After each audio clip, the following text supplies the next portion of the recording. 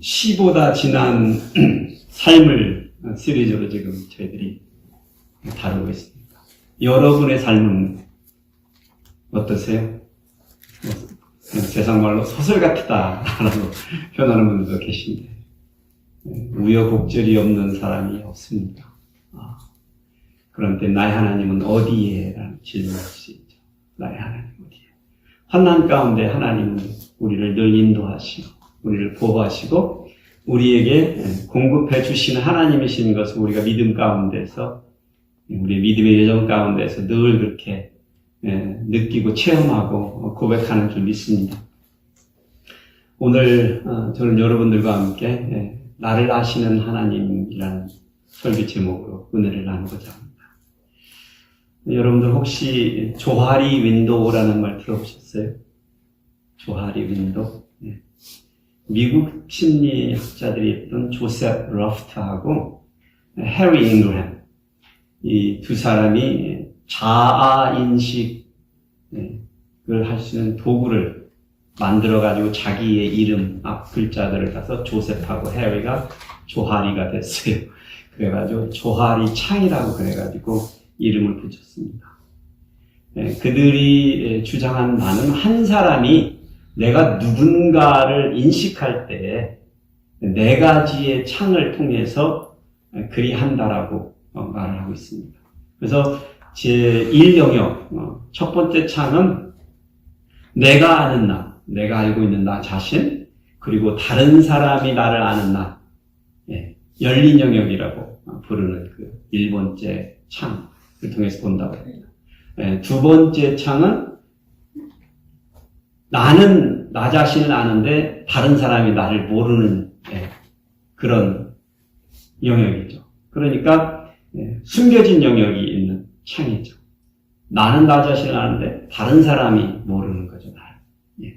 세 번째 창은 다른 사람은 내가 누군지를 아는데 정작 나는 내가 누군지를 모르는 그런 눈먼 영역이 있죠. 눈먼. 그런데 네 번째 창은 나도 모르고 타인들, 다른 사람들도 모르는 내가 있다는 거예요. 그래서 거기는 다 모르는 영역이 있다는 것입니다. 비밀스러운 것이죠. 모든 사람에게. 이 네 가지 영역 중에서 네 번째 영역을 보면 다 모르잖아요. 아무도 모르잖아요. 그런데 정말로 아무도 모를까요? 누가 아실까요? 우리 하나님께서 사람은 몰라도 사람 속을 모른다는 말이 있잖아요. 사람 한 길 속 사람을 모른다고 그랬던가요? 들어는 봤는데 제가 써보지를 않았더니 말이 안 되네요. 잘 이해는 하시죠? 옛말에 그런 말이 있습니다. 우리 사람 속을 모른다. 그런데 우리 하나님께서는 다 아십니다. 우리를 만드셨으니까 만드신 분이 무엇이면 알 수 있는 사람이 아무도 없죠. 우리의 하나님께서는 우리의 실존 그 자체를 우리가 아는 대로 다른 사람이 아는 대로 우리가 모르는 대로 그렇지만 전부 다 알고 계십니다. 우리들의 내면에서의 갈등과 싸움은 모르겠어요. 연세를 잡수시면서 나이가 들어가면서 사람들이 그러한 내면의 갈등은 조금씩 줄어드는 느낌이 있어요. 저도 반절 살았으니까, 줄어드는 느낌은.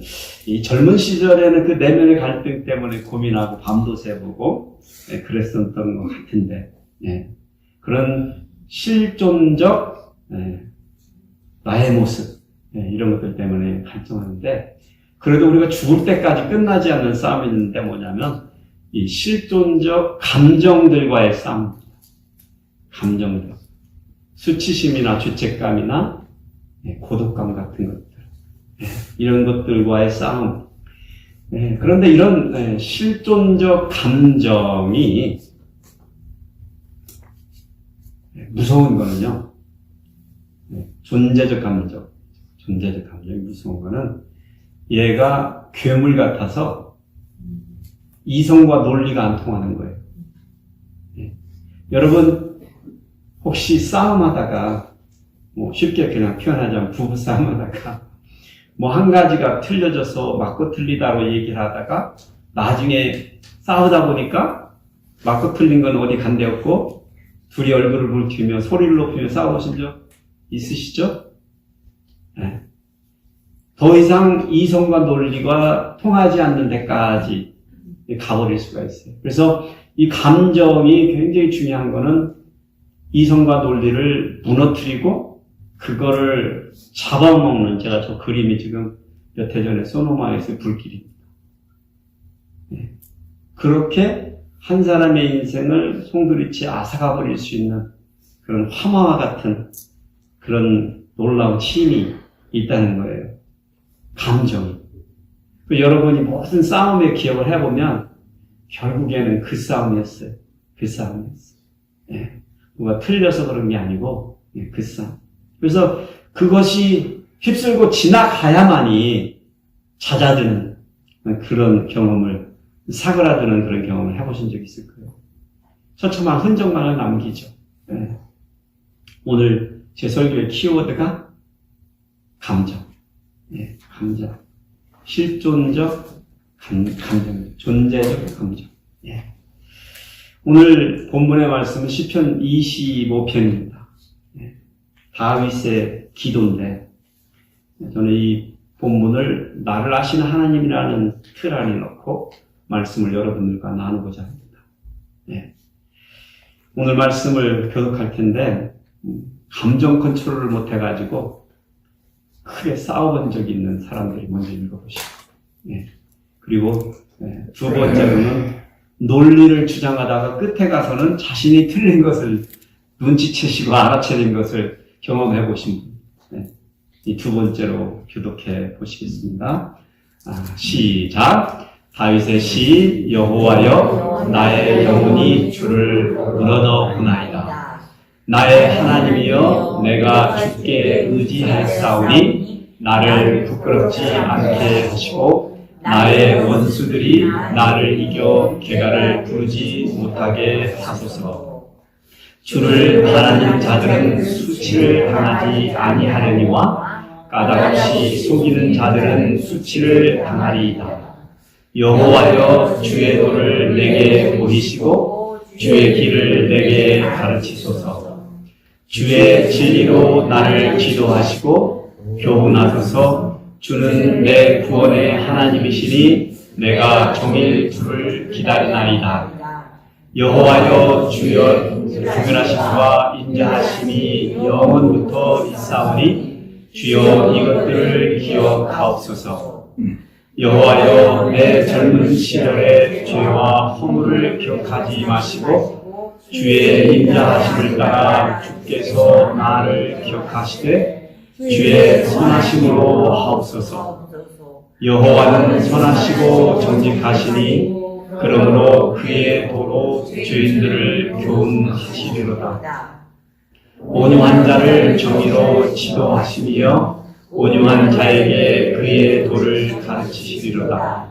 여호와여, 모든 길은 그의 언약과 증거를 지키는 자에게 인자와 진리로다. 함께 읽으시겠습니다. 여호와여, 나의 죄악이 크오니 주의 이름으로 말미암아 사하소서. 아멘. 오늘 본문 이 시편의 25편은 모두 22절로 되어 있습니다. 히브리어 알파벳 22자를 앞부분에 넣고 순서대로 흘러가는 그런 문학 장르를 만들었어요. 이거를 뭐 답관체라고 그런데, 답관체. 한자어겠죠? 영어로는 아크로스틱 형식으로 만들어진 아주 잘 짜여진 특별한 시예요. 형식이 이렇게 특별하다는 것은 이 시를 만들려고 하는 그 시인이 쏟아부은 정성이 남다르다는 것이죠. 남다르다는 것. 그만큼 시인혀를 기울여서 그 안에 하나님의 메시지를 담았을 것이라는 게 제 생각입니다. 그래서 오늘 본문을 통해서 우리가 바라보고자 하는 것들은 우리 인간들이 가지고 있는 존재적 감정들 세 가지입니다. 그 세 가지를 다루고 있어요. 제가 서론에 말씀드렸던 세 가지입니다. 수치심, 죄책감, 고독감입니다. 첫 번째가 우리 인간은 존재적으로 수치심에 쉽사리 사로잡힌다는 것이죠. 영어로 수치심은 shame입니다. shame. 오늘 다윗은 하늘을 우러러 이렇게 기도합니다. 여호와여 나의 영혼이 주를 우러러 보나이다. 나의 영혼이 주를 우러러 보나이다 라는 말이 주님 내가 그냥 대충 어떤 이렇게 기도 시간에 흘러가는 어떤 기도를 드리는 게 아니라 정말 주님 앞에 서서 내 존재를 내어놓고 주님 앞에 드러내보고 싶은 그런 심정으로 하나님께 기도하고 있다라고 지금 고백하고 있는 거예요.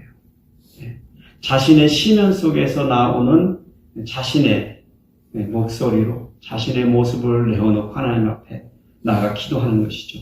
그래서 이 인간의 모습 가운데서 다윗이 드리는 그 기도 가운데에서 자신을 있는 그대로 적나라하게 드러내고 있다는 거예요. 그것을 바라보자는 것입니다. 그래서 첫 번째 그의 기도 가운데 이 2절을 보면 나의 하나님이여 내가 주께 의지하였사오니 나를 부끄럽게 하지 않게 하시고 라고 되어 있어요. 나의 원수들이 나를 이겨 개가를 부르지 못하게 하소서. 여기서 시인이 말하는 부끄럽지 않게라는 단어가 부끄럽다는 shame이라는 단어예요. 수치라는 단어예요. 3절에 뒤에 나오는 그 단어와 똑같이 수치에 대해서 말하고 있는 것입니다. 나를 수치당하지 않게 하여 주시옵소서라고 기도하고 있습니다. 여기에서 다윗은 적들을 향하여서 말합니다. 적들에게 당할 수치에 대해서 말하면서 그들로부터 나를 보호해달라고 기도하고 있어요. 그런데 우리가 수치심을 생각할 때는 두 가지 유형의 수치심이 있습니다. 첫 번째 유형은 어떤 보편적인 수치심이죠. 시험을 보다가 컨닝하다가 걸려보신 적 있으세요? 저 있어요. 제가 중학교 때 이렇게 시험을 보고 거의 다 끝나고 나서 한 가지 이 질문이 확실치가 않은 거예요. 객관식이었는데 제 옆에 아주 시험을 잘 보는 공부 잘하는 친구가 있어가지고 걔는 뭐라고 답을 썼는지 너무 궁금한 거예요. 그래도 이렇게 뒤로 이렇게 하면서 이렇게 보려다가 누구를 마주칠게요. 선생님하고 그 이따 마주친 거예요. 제가 그 충격을 지금도 잊을 수 없어요. 야, 여자 선생님이었는데 너무 황당하고 그 순간을 잊지 못해서 그 다음부터는 제가 컨닝을 무슨 감각이지? 그것 때문에 제대로 못하는 거예요. 할 수 없었던 거예요. 지금도 못 잊어요. 그 수치심. 특히 또 여자 선생님한테 걸려가지고. 이런 것들은 사실은 원인이 있는 거잖아요. 그러니까 보편적 수치심. 이런 것들은 괜찮은데 진짜로 문제가 되는 거는 그리 큰 실수나 잘못을 한 적이 없는데 괜히 불쑥불쑥 엄습해오는 수치심이 우리에게 있다는 거예요. 이게 존재적 수치심이에요. 이거는 마치 화가가 그림을 그릴 때 밑그림 배경으로 백그라운드로 색칠하는 그림 색깔과 같은 우리의 내면에 깔려져 있는 어떤 본성적인 그림이에요. 내 자신이 잘못되어 있는 어떤 경험을 겪어 나가지 않았음에도 불구하고 잘못했던 것을 인식하는 거예요. 인식하는 거. 그러니까 늘상 내 자신이 내가 문제요라는 그런 생각을 갖게 한다는 것이죠. 다른 사람이 잘못했음에도 불구하고 내 탓이라고 늘 누구는 그게 겸손하다고 말하지만 사실은 이런 존재적 수치심 가운데서 나타나는 경험들이라는 것이죠. 그러니까 사실 사람이 사람다운 것은 부끄러운 줄도 알고 후회나 자책감을 갖는 것이기 때문에 그렇습니다. 반성 있는 삶을 살기 때문에 사람이 사람다운 것인데 수치심은 달라요. 자책감과 부끄러움은 행위가 잘못되었다는 것을 인식할 수 있어요. 내가 뭔가를 잘못했구나. 그런데 수치심은 내가 잘못되어 있다고 생각해요. 내가 잘못되어 있다. 아무런 까닭 없이. 그래서 행위가 잘못됐던 것을 인식하면 그것을 개선할 수 있는 기회가 주어지는데 내가 잘못됐기 때문에 이 문제는 나를 자꾸 잘못된 길로 인도해 가는 것이죠. 여기에서 시인이 자기의 수치심을 얘기할 때, 이 시인은 적들과의 싸움 가운데에서 벌어지는 자신의 모습을 바라보면서 하는 게 기도를 합니다. 주를 바라는 자들은 수치를 당하지 아니하려니와 까닭없이 속이는 자들은 수치를 당하리다라고 이렇게 기도를 했어요. 근데 이 기도를 잘 들어보면 좀 이상한 점이 하나 있어요. 시인이 수치를 당할 자와 수치를 당하지 않을 자를 이렇게 비교하는데 그 비교하는 대상이 이상합니다. 주를 바라는 자는 수치를 모면한다 했는데 속이는 자가 수치를 당한다는 거예요. 그러니까 속이는 자가 수치를 당하면 누가 수치를 당하지 않을까요? 속이지 않는 정직한 자가 수치를 당하지 않아야 되는 것이 시적으로 대비되는 말이 되는데, 그런데 시인은 뭐라고 그랬어요? 주를 바라는 자. 주를 바라는 자. 그러니까 사실 시인은 정직한 자가 수치를 당하지 않아야 할까라고 말을 했어야 되는데 그렇지가 않다는 거예요. 여러분이 거짓을 말을 해도 또 스스로 정직하다고 생각해도 수치를 당할 수 있다. 이게 놀라운 인사이트예요. 그럼 누가 수치를 당치 않을까요? 주를 바라는 자. 세상에서 누군가 나에게 수치를 주는 사람이 없어져 버리면 내가 수치를 못 느낄 거라고 생각하는데 그렇지가 않다는 거예요. 우리는 늘상 너 때문에, 다른 사람 때문에 내가 이런 심정이 가지고 산다고 생각하는 거예요. 그렇죠? 내가 이렇게 이 모양 이 꼴을 사는 건 너 때문이야 라고 식의 그런 말들을, 대화를, 아니면 적어도 여러분의 마음의 심중에 그렇게 누군가를 블레임하면서 평생 사시는 이 여정을 우리가 살아가고 있잖아요. 저만 그런가요? 그냥 남을 탓하면서 남이 나한테 잘만 해주면 모든 문제가 없을 것 같은 그런 착각 속에 살아가는데 그렇지가 않다는 거예요. 그래서 시인은 의도적으로 여기에서 정직한 자 대신에 주를 바라는 자를, 이것은 시인이 의도적으로 장치해 놓은 기법입니다. 시를 써본 사람이라면 시 한 단어 한 단어가 그 선택에 지어질 때 얼마나 그 시인이 고심하고 생각하고 자기가 담고자 하는 그 뜻을 그 속에 담을 수 있는 단어들을 선택하시는지를 여러분이 아실 겁니다. 그래서 오늘의 메시지도 그런 의미에서 놀라울 정도로 정확하게 우리의 시면의 세계를 드러내주고 있는 것입니다. 내가 맞다고 내가 수치심을 안 느낀다고요? 그렇지가 않다는 거예요. 내가 정직하다고 수치심을 안 느낀다고요? 아니요. 이거는 존재적인 문제라는 거예요. 그래서 우리가 존재적으로 문제를 해결하기 위해서는 우리를 만들어주신 분을 바랄 때, 그래서 시인은 곧바로 그 방법들을 제시해 줍니다.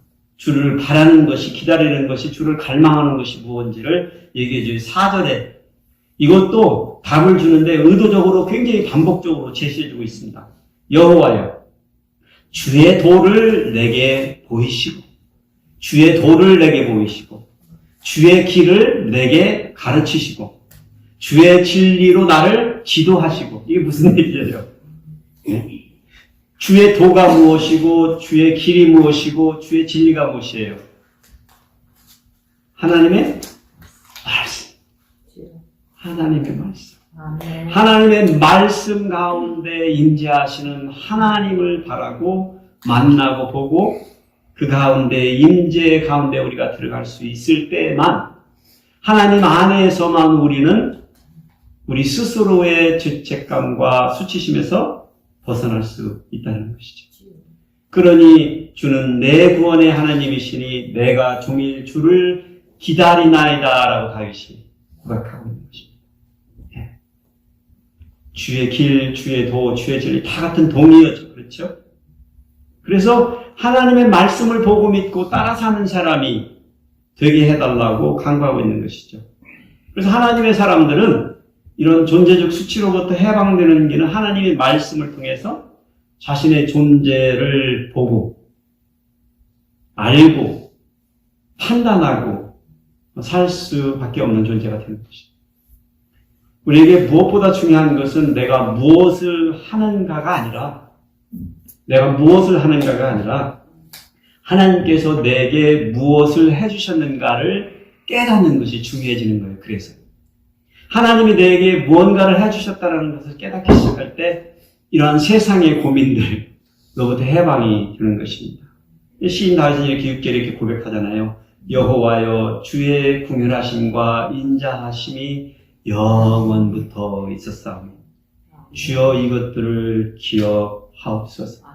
주의 은혜와 은재는 영원부터 처음부터 있었습니다. 그러니 주님 이 시간 내가 지금 수치를 당하고 있는 내가 느끼고 있는 이 가운데 주님 기억해달라는 뭔 얘기예요? 주님이 필요합니다. 하나님이 저와 함께 해주셔야 되겠습니다. 제가 지금 이 수치심의 늪을 거쳐가고 있습니다. 하나님 임재하여 주시옵소서. 그래서 우리가 이길 수 있도록 해주시옵소서 라고 말하는 것입니다. 우리를 향한 주의 궁휼과 인자하심을 주시기를 포기하지 마십시오 라고 기도하는 것이죠. 그래서 우리 하나님의 백성들이 수치심에 빠지지 않기 위해서는 늘 주를 바라는 자가 되어야 합니다. 주의 임자를 소망하고 기대하는 자. 그렇게 하나님의 말씀에 늘 자신을 비추어서 스스로를 바라보는 것이죠. 하나님의 말씀은 우리를 늘 어떻게 얘기해 주신다고요? 하나님의 형상으로 우리를 지었다 말씀하시는 거예요. 내가 아무리 내가 수치심을 당하고 느낀다 할지라도 하나님이 나를 하나님의 형상대로 만들어 주셨기에 그 수치심을 우리가 그것들로부터 해방할 수 있다는 거예요. 우리 스스로를 그렇게 비추어보고 이제 최선의 삶을 살 수 있다는 것이죠. 그렇게 최선의 삶, 스스로를 하나님의 형상, 하나님의 모습 가운데서 스스로를 바라볼 수 있는 저와 여러분이 될 수 있기를 축복해드립니다. 아멘. 두 번째는 다윗의 시를 이렇게 들여다보면 인간은 존재적 죄책감에 쉽사리 빠진다는 것을 바라볼 수 있습니다. 죄책감, 이 guilty feeling은 죄를 너무나 자주 우리가 지는 인생을 살아왔기 때문에 물론 크고 작은 거 그렇다고 티켓 받는 것도 아니고 그렇다고 깜빵에 가는 그런 죄들을 안 졌지만 하나님의 입장에서는 크고 작은 것들을 우리가 나열할 수 있는 그런 삶을 보편적으로 우리가 살아가고 있습니다. 그런데 오늘 다윗은 여기에서 고백하면서 무슨 얘기를 하냐면 자기의 젊은 날의 실수를 기억하면서 괴로워하고 있습니다. 우리가 상상해낼 수 있습니다. 다윗이 지금 무슨 자기의 잘못을 기억하고 있는지. 7절에 이렇게 기도하고 있어요. 여호와여 내 젊은 시절의 죄와 허물을 기억하지 마시고 주의 인자하심을 따라서 주께서 나를 기억하시되 주의 선하심으로 하옵소서. 자신이 실제로 범했던 죄를 기억하고 그 후회와 반성과 회개를 강구하고 있는 것이죠. 사실 죄책감을 갖는다는 거에는 문제가 없습니다. 그렇죠? 양심이 비뚤어져가지고 죄책감도 못 느낀다면 그야말로 문제가 되는 것이죠. 사람이 양심이 있어야지. 그런데 모든 것이 다 내 잘못 같은 거, 다 내 탓이다라는 생각에 사로잡히는 것은 그런 것들은 항상 늘 옳은 것만 아닙니다. 그러니까 어떤 죄에 대한 하나님께 나와 회개하고 용서를 간구하는 것은 바람직할 수 있지만 세상의 모든 문제들이 내 잘못이다라고 생각하게 되는 것은 건강한 것은 아니라는 거예요. 과도한 죄에 대한 죄책감은 우울증을 가져오고요. 고통을 불러오죠. 그런데 또 빈약한 죄책감, 그런 거는 사회 전반에 드러나는 어떤 묻지마 범죄 같은 것들이 조성되어지는 것이죠. 그래서 사실 우리가 느끼는 죄책감은 어떤 셀프 피리가 돼서는 안 돼요. 내 스스로에 대한 어떤 그런 셀프 피리가 아니라 사실 우리는 우리 성도들은 사실 죄, 세상에 대한 법, 아니면 인간의 양심에 대한, 아니면 나 자신의 양심의 거울에만 비추어서 우리의 죄책감을 바라봐서는 안 됩니다. 이게 한계예요. 그러니까 내가 양심적으로 느끼는 죄책감이 보편적으로 우리는 맞다고 생각하지만 거기에서 멈춰버리면 아니에요. 왜냐하면 우리는 존재적으로 느껴야 되는 죄책감이 있다. 그걸 느낀다는 거예요, 늘상. 그것이 우리를 또 삶을 어둡게 만들 거예요. 그래서 오늘 다윗이 하나님께 간구한 것들, 그 내용들을 바라보면서 우리가 배울 것들이 있습니다. 중요한 부분입니다. 다윗은 선하시고 정직하신 하나님의 도가 죄인들을 교훈하시리라라고 선언해요. 앞에 우리가 첫 번째 다뤘던 곳에서도 하나님의 도와 진리와 그 길을 거론했듯이 여기서 다윗이 다시 선하고 정직하신 하나님의 도가 죄인들을 교훈하리라 말합니다. 예.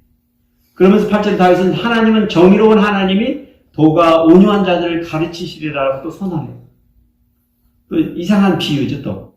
예? 정직하신 하나님의 도가 죄인들을 교훈하신다라고 얘기하면 죄인들이 아닌 정의로운 사람들은 교훈받을 게 없는 거잖아요. 사실은 우리가 죄를 안 졌다고 생각한다면. 그런데 그렇지 않고 뭐라고 그러냐면 정의로운 하나님의 도가 온유한 자들을 가르친다라고 얘기를 해요. 여전히 가르침을 받아야 된다는 얘기죠. 온유한 자들, 정직한 자들, 잘 살고 있다고 생각하는 사람들도 역시 하나님의 말씀에 비추어서 가르침을 받아야 된다. 왜요? 잘못이 있다라고 말하는 것이죠. 여호와의 모든 길, 하나님의 도, 하나님의 말씀을 통하여 하나님의 언약과 증거를 지키는 자에게 하나님의 인애와 진리가 주어지기 때문입니다. 그래서 우리 인간들에게 필요한 것은 내가 지은 죄에 대한 후회와 회개뿐만이 아니라 여전히 내 존재적으로 필요한 것은 하나님의 자비와 진리입니다. 그래서 사실 우리가 죄책감 속에서 구렁텅이에 빠져본 사람이라면 그 죄의 문제가 죄의 문제에서 끝나지 않는다는 거예요. 우리 존재적으로 우리가 하나님을 필요로 하는 존재. 아무리 온유한 자도, 아무리 정직한 자도, 아무리 떳떳한 자도 결국은 우리가 느끼는 죄책감으로부터 온전한 해방은 하나님을 바라볼 때 그것이 가능합니다. 아멘. 다윗이 11절에 나의 죄악이 크오니 주의 이름으로 말미암아 사하소서. 이 기도를 지금 드리고 있는 다윗은 어쩌면 젊은 날의 죄와 그 모든 것을 이제 해결한 뒤에예요. 네? 해결한 뒤에예요. 그래서 여전히 자신의 죄 행됨을 하나님 앞에 고백하고 있습니다. 그러면서 12절 하나님을 경외하는 자는 그가 택할 길을 가르치시리로다. 하나님을 경외하는 사람인데도 여전히 하나님께서 그에게 가르쳐줘야 하시만이 그가 강행할 바를 안다는 거예요. 네. 14절에 하나님과 친밀함을 유지하는 자들, 그러니까 하나님과 교제하는 자들이죠. 예배하는 자들, 하나님의 말씀을 늘 먹는 자들이 그의 언약을 보여주시리라. 하나님께서 언약을 보여주시죠. 언약은 뭐예요? 하나님의 언약이 우리들에게 해주시는 건 뭐예요? 우리가 하나님께서 주시는 약속을 붙들고 소망을 갖고 이 세상을 살아가는 것이죠. 네. 하나님이 택할 길을 보여주신다. 우리가 갈 바를 알게 하신다. 지금 이 어려움 가운데서, 이 상황 가운데서 앞으로 나아가는 그 길을 보여주시는데 그것뿐만이 아니라 언약을 통해서 우리에게 그 미래의 소망을 통해서 우리가 꿋꿋하게 앞으로 향해 나갈 수 있는 그런 사람들이 될 수 있게 해주신다. 그렇게 고백하는 것입니다. 그런데 15절 시인이 이렇게 고백합니다. 내 눈이 항상 여호와를 바라봅니다. 내 발을 그물에서 벗어나게 하실 것입니다. 내 발의 그물이 뭐예요? 지금 자신이 느끼고 있는, 우리가 느끼고 있는 이 죄책감으로부터의 해방입니다. 어떻게 해요? 내 눈이 항상 누구를 바랄 때? 하나님, 여호와를 바라볼 때.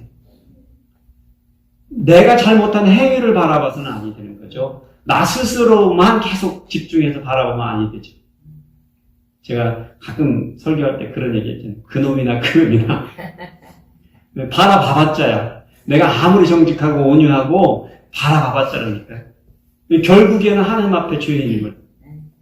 나를 바라봐서는 우리의 거룩한 양심이나 생각이나 행동으로 해결할 수 있는 문제가 아니에요. 오직 나를 만드시고 나를 온전케 하시는 하나님을 바라볼 때 우리의 존재적 죄책감으로부터 해방될 수 있습니다. 그래서 여러분들이 해결하지 못할 어떤 죄책감, 그런 것을 안고 사시는 분이 계시다라면, 그거를 이제는 더 이상 그거에 연연하지 마시고, 이제는 그건 십자가의 발 아래 내어놓으시고, 누구를 바라보라고요? 그것을 깨끗하게, 하얀 눈처럼 깨끗하게 해주실 수 있는 우리 하나님의 그 은혜를 바라보아야 된다는 것이죠. 우리가 하나님 앞에 나아갈 때 내가 주인입니다라고 고백하는 것은 중요하지만 그 죄책감에 시달리면서 사는 것은 그 죄를 늘 죄의 짐을 짊어지고 사는 것은 건강하지 않습니다. 그래서 우리는 주를 바라볼 때 그러한 죄책감으로부터 해방을 여러분들이 경험하셔야 됩니다. 하나님께서는 태초부터 우리에게 예정하셨고 그 언약대로 그 모든 것을 성취해 주셨어요. 예수 그리스도를 이 땅에 보내주셔서 십자가의 죽음의 그 길을 가게 하신 이유도 우리의 이 죄책감으로부터 죄로부터의 완전한 해방을 시켜주시기 위함입니다. 그 주님의 은혜를 기억하시면서 여러분이나 저는 우리가 행했던 작고 큰 어떤 그러한 죄책감 그것뿐만이 아니라 우리가 존재적으로 느끼는 그런 죄책감으로부터 완전하게 해방받으실 수 있는 저와 여러분이 되시기를 축복해드립니다. 세 번째로 우리는 다윗이 존재적으로 고독감을 느끼고 있었다. 우리들도 그렇게 쉽사리 그런 고독감을 느끼고 괴로워한다는 것. 우리는 사람과 사람이 연결되어지고 싶어 하는 그런 욕구를 가지고 살죠. 그래서 그러지 못한 상황이 벌어지면 우리는 종종 고독감을 느낍니다. 그런데 고독감에는 두 가지가 있는 것 같아요. 하나는 solitude의 고독감. 혼자 있는데 그 고독감이 좋아요. 긍정적이에요. 왜냐하면 내 존재가 누구인가를 더욱더 여실하게 드러내주는 건강한 어떤 작용을 해줍니다. solitude. 옛날에 수행자들은 solitude의 시간들을 많이 보내죠. 저도 되도록이면 그런 많은 시간들을 가지려고 해요. 이렇게 혼자 있을 때에 내 모습이 더욱더 드러나고 또 사실 혼자 있을 때 내 곁에 있었던 사람들의 소중함도 더욱더 느껴지고 그런데 또 다른 이 고독감, solitude가 아니라 loneliness죠. 영어로 표현하면 loneliness, 외로움이라고 표현할 수 있을까요? 이것은 혼자 있어서 나쁜 부정적인 감정을 우리에게 주는 겁니다. 오늘 시인이 겪고 있는 고독감은 아마 이 두 번째 loneliness의 부정적인 감정인 것 같습니다. 그는 16절에 이렇게 고백합니다. 주여 나는 외롭고 괴로우니 나는 외롭고 괴로우니 여러분 그런 느낌 안 가져보셨나요? 제가 오래전에 회사 다닐 때 금요일 날 그때는 책을 월급으로 주던 때였어요. 2주마다 한 번씩 책을 받았는데 책을 받아가지고 회사 끝나고 책을 받아가지고 집에 가기 전에 은행에 가서 디파짓을 하려고 제가 이걸 기억을 하는 이유가 있어요. 별 사건도 아닌데 운전을 하고 은행을 가는데 이 loneliness 외로움이 엄습해온 거예요. 이게 뭔지는 몰라. 근데 제가 기억을 하고 있어요. 갑자기 모든 게 혼자야. 보통 때는 책을 받아가지고 월급을 받아가지고 가면 기뻤거든요. 그냥 열심히 일해가지고 이제 갖다 넣으면 이제 먹고 잡고 쓰고 다 할 거 아니에요. 근데 그날 그게 너무 무의미한 거예요. 그게 몽골을 제가 지금도 기억해요. 그 젊은 시절이었는데. 사실 다윗이요 지금 왕입니다. 모든 것을 가진 자예요. 모든 것을 자기가 원하는 것이면 가질 수 있는 자죠. 그런데 지금 뭐라고 그랬어요? 주여 나는 외롭고 괴롭다는 거예요. 그래 하나님 내게 돌이키사 하나님 나에게 은혜를 베푸소서 라고 간구하는 것이죠. 사실 이런 깊은 내면의 외로움과 고독에 시달리는 사람은 다윗뿐만이 아닌가 봐요. 우리 대한민국의 고독 지수라는 게 있나 봐요. 고독 지수. 100명 중에 이 100점 만점에 우리 한국의 대한민국의 사람들이 78점을 받았다는 제가 평가 자료를 봤어요. 78점. 그러니까 저는 이걸 그냥 단순하게 100명 중 78명이 사람들이 외롭고 고독하고 공허감을 느끼고 살고 있다라고 말했다라고 그냥 제가 해석을 했어요. 예. 여러분들은 어떠세요? 여러분들은 어떠세요? 예. 내가 하는 일과 또 얻어지는 그 열매들 가운데서 매일매일이 벅차고 감사하고 보람차세요? 아니면 다윗과 같이 때로는 주님 나는 외로워요라고 누군가에게 또 말하고 싶은, 누가 내 말을 들어줄 수 있는 사람이 있다라면 그걸 그냥 얘기할 수 있는. 그런데 우리는 그렇게 말하진 않죠, 보편적으로. 내가 외로워요를 그냥 커피숍에서 그냥 아줌마들 앉아가지고 말 안 되는 소리로 그냥 몇 시간씩 수다를 떨면서 그냥 해결이 될 거라고 생각하고 그렇게 사는 모습이 어쩌면 그런 외롭다고 하는 어떤 아우성이 아닐까. 제가 한국 가서 아줌마들이 다방에서 그냥 이렇게 느끼하게 그냥 꽉꽉 들어차서 있는 걸 보면서 그 생각을 잠깐 했어요. 저게 그냥 마냥 기쁘기만 하고 좋아서만 저렇게 히히덕거리고 수다들을 떨고 있을까?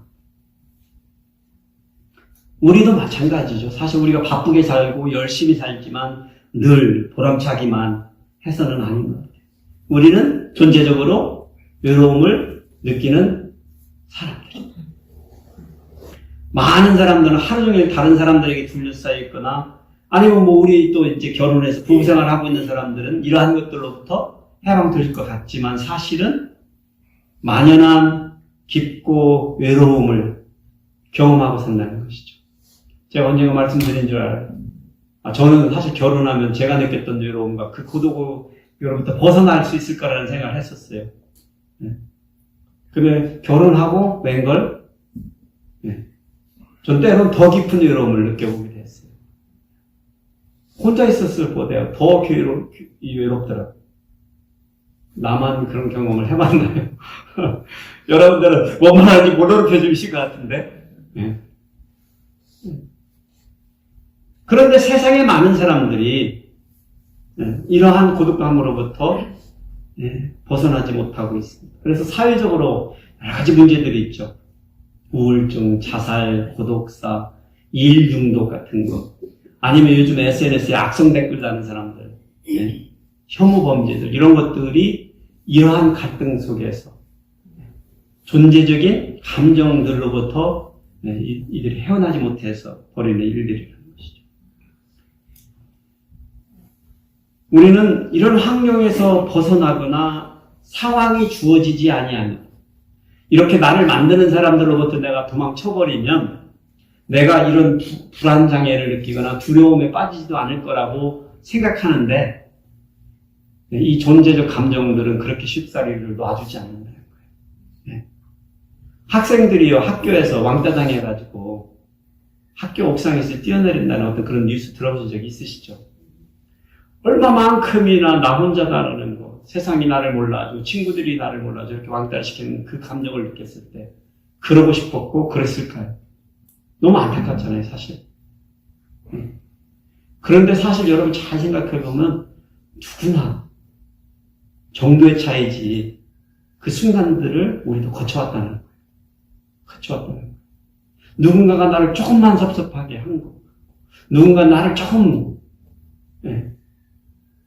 제대로 대우해주지 않는 것 같고 그 기분이 묘하게 우리를 잡아 끌어당기는 그런 것들을 우리는 경험해왔다는 것이죠. 그런데 어떤 식으로든 이걸 해결하려고 사회적으로 많은 해결책을 제시하지만 갈수록 이런 문제들은 더욱더 만연해지고 있습니다. 만연해지고 있어요. 그래서 우리는 이 문제에 대해서 오늘 시인 다윗이 우리에게 제시해주는 어떤 해결책을 바라봐야 됩니다. 우리 인간 스스로의 본성에 집착하거나 아니면 다른 사람들로부터 호응을 받거나 인정받는 삶을 만들어간다고 해서 우리가 이러한 고독감으로부터 벗어날 수 있는 게 아니라는 거예요. 그렇다고 해서 우리가 가지고 있는 이런 수치심이나 이런 죄책감이나 이런 고독감을 방치하는 것도 건강하지 않습니다. 방치해서는 아니 되죠. 그것들을 방치하면은 제가 말씀드렸잖아요. 감정 어떤 거라고 해요? 괴물 같은 거라고 했습니다. 예, 이 괴물이 우리를 삼켜버릴 거예요. 잘못하면. 그것까지 가면 안 되겠죠. 예. 요즘에 많은 사람들이 공황장애 앓고 있죠. 예. 예. 그 깊은 뿌리에는 바로 이러한 존재적 감정들이 있습니다. 그래서 우리는 어떤 식으로 삶을 살아야 되냐? 나에게 필요한 것이 무엇인가? 누가 그것을 채워줄 것인가? 라는 질문으로 자기 인생을 이끌어가는 사람은 이런 실존적 고독으로부터 벗어날 길이 없습니다. 내가 필요한 것이 무엇이고 이 내가 필요한 것을 누가 줄 것인가를 고민하고 사는 사람이라면 그러한 실존적 고독감으로부터 벗어날 수 없습니다. 시인 앞에서 수치심과 죄책감에 대해서는 자신이 무엇을 했는지를 밝혀주고 있어요. 내가 주를 바라리다. 내가 주를 바라보리라 라고 말을 해줬어요. 근데 이 세 번째에서는 침묵하고 있어요. 그런데 대신 그가 하고 있는 것을 우리가 바라보고 있어요. 지금 시인 다윗은 무엇을 하고 있어요? 이 시를 통해서 지금 하나님께 무엇을 드리고 있어요? 기도하고 있어요. 하나님의 은혜와 구원을 간구하고 있습니다.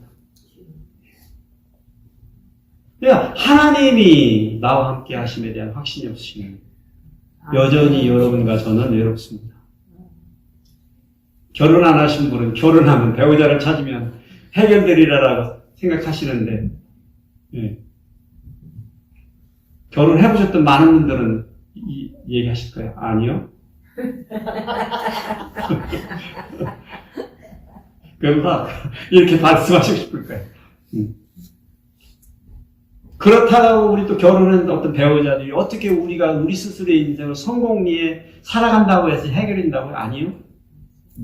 우리는 없어서 그러려니 내가 필요한 것을 아직 성공적으로 성취해 보지 못해서 내가 아쉽고 내가 이러한 감정 속에 빠져서 사는 것 같다고 착각하지만 그렇지 않다는 거예요.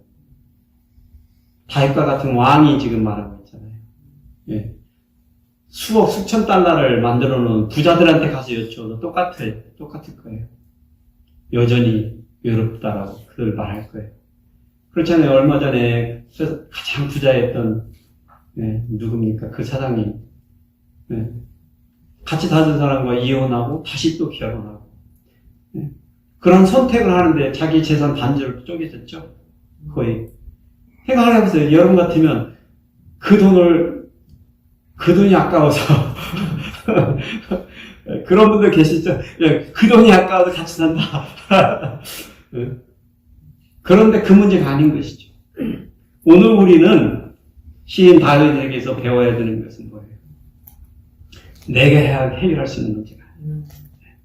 내게 필요한 것이 성취된다고 해서 가져다 줄 것이 아니에요.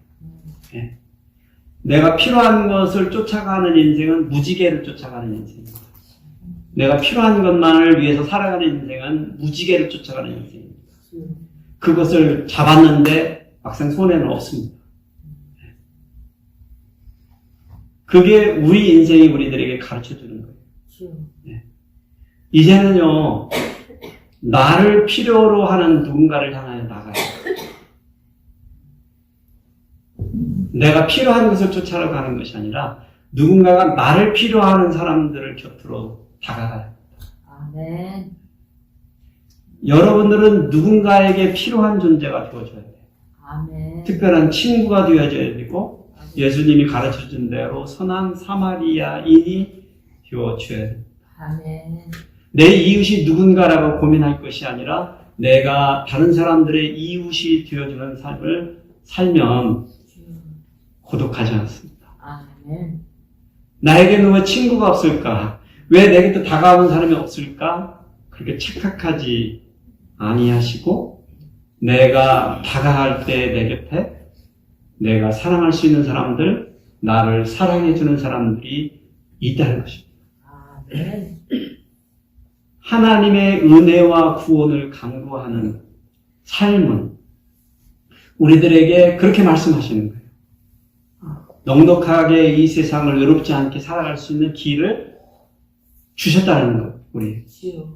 그런 사람들을 우리에게 붙여주셨다는 거예요. 주실 거라는 거예요. 아멘. 그래서 우리는 이러한 존재적 감정을 느끼는 이유가 뭐 때문이라고요? 원래의 죄. 첫 인류의 그 죄 자리에서부터 그 뿌리가 있습니다. 그래서 우리가 느끼는 수치심과 죄책감, 고독감은요, 해결할 수 있는 방법이 없어, 우리 스스로. 항상 하나님만 기다리며, 바라며, 그 하나님의 은혜와 긍휼 가운데에서 우리가 거하지 않는다는 해결 방법이었어요. 네. 하나님의 인재 가운데에서 우리가 이 모든 것들로부터 해방될 수 있습니다. 아멘. 다윗은 자신의 그러한 고독감이나 죄책감, 수치심으로부터 해방될 수 있는 열쇠를 찾은 것을 우리가 17절에서 확인할 수 있습니다. 단순해 보이지만 가장 중요한 답입니다.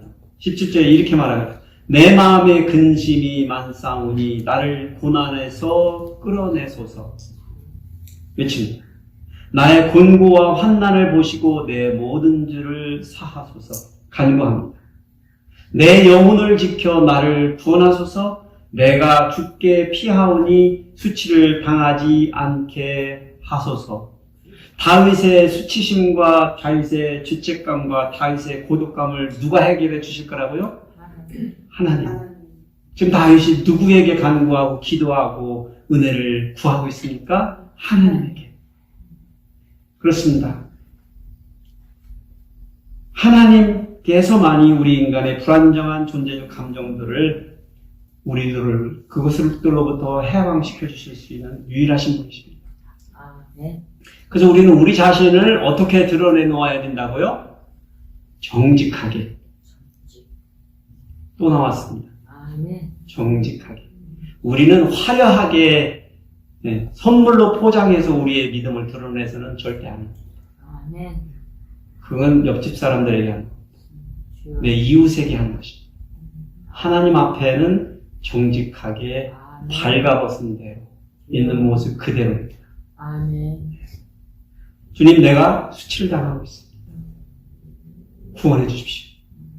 주님, 내가 죄 중에 거하고 있습니다. 죄에 빠졌습니다. 내 젊은 날에 내가 잘못했습니다. 주님, 나를 용서하여 주십시오. 주여. 주님, 내가 외롭고 고독합니다. 고백하는 것이죠. 시인 다윗이여 21절에 내가 주를 바라오니 성실과 정직으로 나를 보호하소서. 성실과 정직으로 나를 보호하소서. 그래서 날마다 주님 앞에 나올 때 내가 내 스스로가 주님 앞에 정직해질 수 있도록 faithful 할 수 있도록, 여기 성실은 faithful이죠. 주님만 믿을 수 있도록. 아멘. 그렇죠? 우리가 카운슬러를 예를 들어서 찾아가면 그 카운슬러를 믿지 못하면, 신뢰하지 못하면 우리가 정직해질 수 없죠. 그러면서 아주 이상한 말을 해요. 하나님이여 이스라엘을 그 모든 환난에서 속량하소서.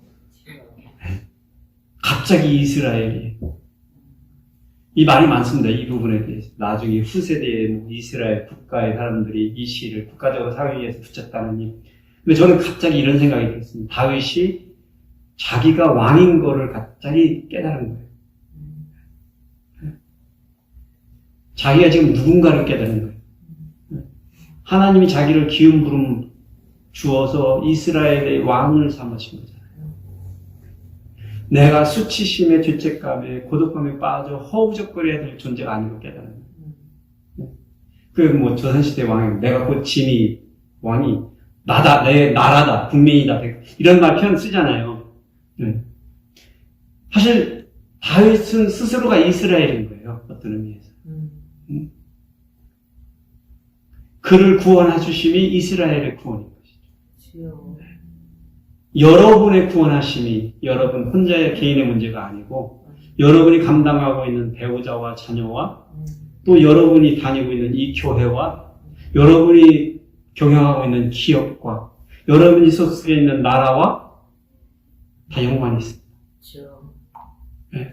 그래서 우리는 하나님 앞에 더더욱이 나가야 돼요. 내가 건강해야 되는 이유가 내가 그냥 나만 건강하다 잘 살려고 그러는 게 아니라 내가 건강해야 온 식구들이 편하고 아멘. 다 행복해질 수 있으니까. 그래서 수치심이나 죄책감이나 고독감 속에서 빠져서 허우적거려서는 아니라는 것이죠. 하나님 앞에 나아가서 이 모든 문제를 해결하고 주님이 주시는 기쁨과 평강을 누리면서 사실 수 있는 저 여러분이 되시길 축복해드립니다.